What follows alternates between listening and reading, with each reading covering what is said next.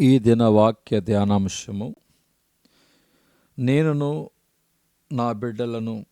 యెషయా గ్రంథము 8వ అధ్యాయము 18వ వచనం. ఇదిగో నేనును యెహోవా నాకిచ్చిన పిల్లలను సూచనలుగాను మహత్కార్యములుగాను ఉన్నాము. దేవుడు తన ప్రవక్త ద్వారా పలికించిన ఈ మాటలు మనలో దిగ్భ్రాంతిని కలిగించుచున్నవి.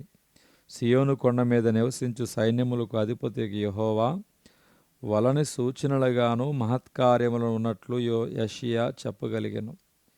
వివాహమైన కొందరు మాకు పిల్లల వద్దు అనియు ఒక్కరు చాలనియు చెప్పుట వాక్యానుసారము కాదు.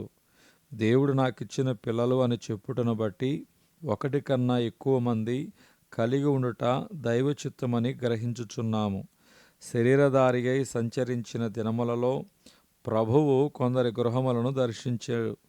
ఆయన నోట నుండి వచ్చిన మాటలను పరిశీలించదము. జక్కయ్యా, త్వరగా దిగుము, నేడు నేను నీ ఇంట ఉండవలసినదని అతనితో చెప్పగా అతడు త్వరగా దిగి సంతోషముతో ఆయనను చేర్చుకున్నాడు. లూకాసు వార్త 19వ అధ్యాయము 5-6 వచనాలు.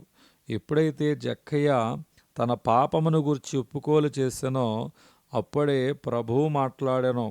ఇతడును అబ్రహాము కుమారుడే, ఎందుకనగా నేడు ఇంటికి రక్షణ వచ్చి ఉన్నది అనెను. యాయీరు ఇంట ప్రవేశించి చనిపోయిన అతని కుమార్తెను సజీవురాలుగా లేపెను.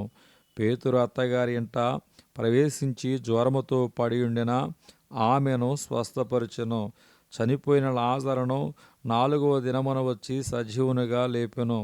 బైబిల్ ఇలాగు హెచ్చరించుచున్నది, ఎవడైనను స్వకీయులను విశేషముగా తన ఇంటి వారిని సంరక్షింపకపోయిన ఎడల వాడు విశ్వాస త్యాగము చేసిన వాడై అవిశ్వాస కన్నా చెడ్డవాడై ఉండను అని వాక్యం చెప్తుంది. దేవుని బిడ్డ, నేడు ప్రభు నీ హృదయమును ద్వారమును తట్టుచున్నాడు. ప్రకటన 3:20. మీ గృహములో సమాధానకర్త ఉన్నాడా, లేక మీ ఇల్లు యుద్ధరంగముగా ఉన్నదా? కయ్యూను హేబేలు మధ్య విరోధభావము, దాని వలన హత్య.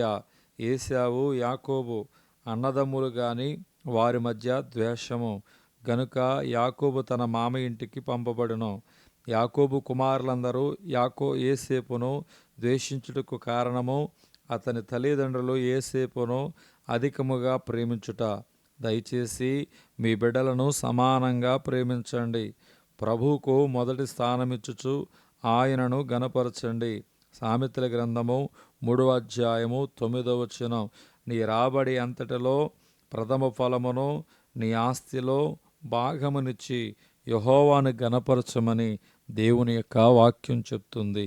దేవుడు ఈ దినవాక్యము దేవుడు దీవించునుగాక. ఆమేన్.